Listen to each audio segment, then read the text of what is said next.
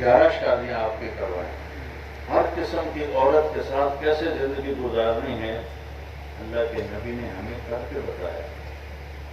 ہمارے دیہاتوں میں بیویوں کو مارتے ہیں، ماں باپ کو گالیاں نکالتے ہیں، ماں باپ کو دھکے دیتے ہیں.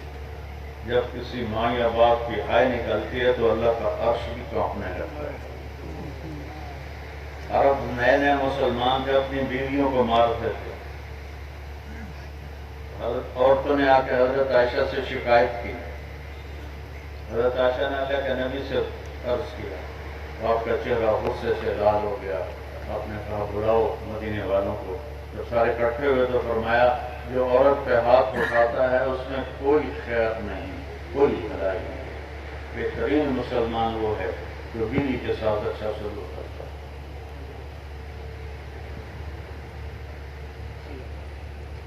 اولاد کے ساتھ کیسے تھے؟ بیٹے تو اللہ نے پہلے ہی اٹھا لیے، 3 بیٹیاں بھی اٹھا لیں. فاطمہ علیہ السلام آپ کے پاس دنیا سے گئی، اور گھر کی دیوار برابر ہے، آنا جانا روز لگا رہتا ہے.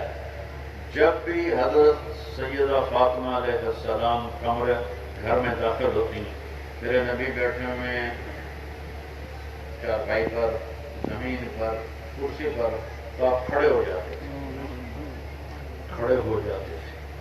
اور کھڑے ہو کے کھڑے نہیں رہتے تھے، آگے بڑھ کے جا کے حضرت فاطمہ کا ہاتھ پکڑ لیتے اور اس وجہ سے بوسہ دیتے تھے. پھر اسی ہاتھ کو پکڑے لاتے تھے اور پہلے حضرت فاطمہ علیہ السلام کو بٹھاتے تھے اور پھر خود بیٹھتے تھے. اور جب آپ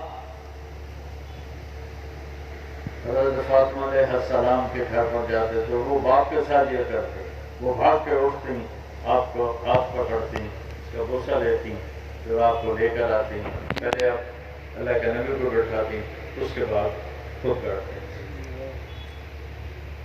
آپ نے اپنے نواسوں کے ساتھ کیسے زندگی گزاری؟ آپ 2 جہان کے سردار ہیں.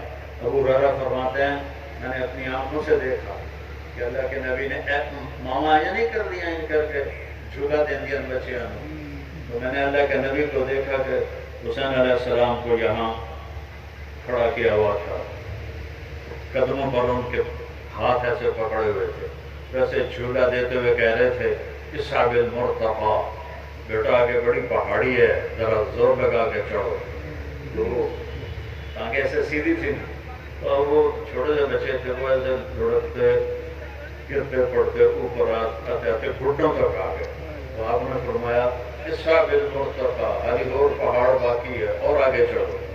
وہ پھر ایسے ہلتے جلتے یہاں تک آ گئے. پھر آپ نے کہا اور آگے آؤ. تو آگے تو آپ ایسے سیدھے کھڑے تھے، تو آپ ایسے ہو گئے ایسے، اور یوں حضرت حسین علیہ السلام کے بازو پکڑ لیے اور یوں منہ اوپر کر کے آپ کے ہونٹوں کو چوما اور عرض کیا یا اللہ میں اس سے پیار کرتا ہوں، تو بھی اس سے پیار فرما.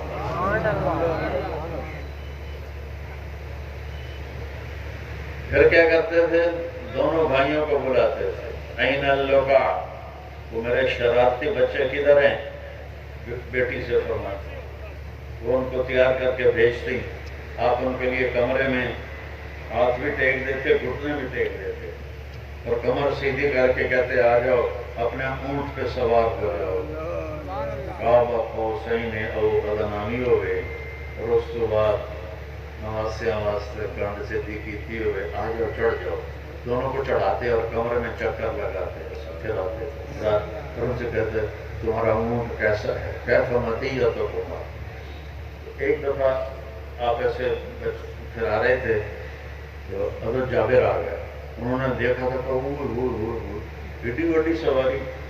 آپ نے فرمایا ونعم الراکبان، سوار بھی تو بڑے بڑے ہیں. پھر آپ دونوں بھائیوں کو کمر سے اتار دیتے اور حضرت زینب علیہ السلام اکیلی کو کمر پہ بٹھاتے تھے اور کمرے میں چکر لگاتے تھے. یہ بچوں کو ٹائم دیتے تھے. وہ ہستی جن پر ذمہ داری وہ پڑی جو کبھی کسی پہ پڑی نہیں. اور والدین اپنی اولاد کو کھلا چھوڑ دیتے ہیں، ان کو ٹائم نہیں دیتے. میرا مطلب یہ نہیں کہ ان کو نصیحت نہیں کرتے. ماں باپ